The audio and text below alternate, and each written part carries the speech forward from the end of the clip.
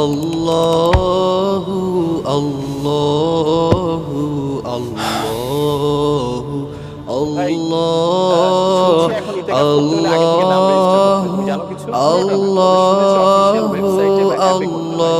আল্লাহু মসজিদুল হারাম আর মসজিদে নববীতে ইতিকাফের জন্য আলাদা অনুমতি লাগে।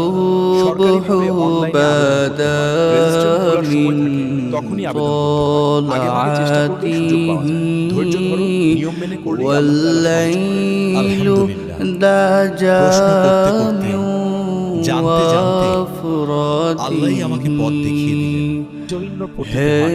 আপনি কি পবিত্র রমজানে মসজিদুল হারাম অথবা মসজিদুল নববী মক্কা মদিনায় ইতিকাফ করতে চান? তাহলে ইতিকাফ রেজিস্ট্রেশন সম্পূর্ণ প্রসেস জানতে চাইলে আমাদের থেকে তথ্য নিতে পারেন। আলহামদুলিল্লাহ।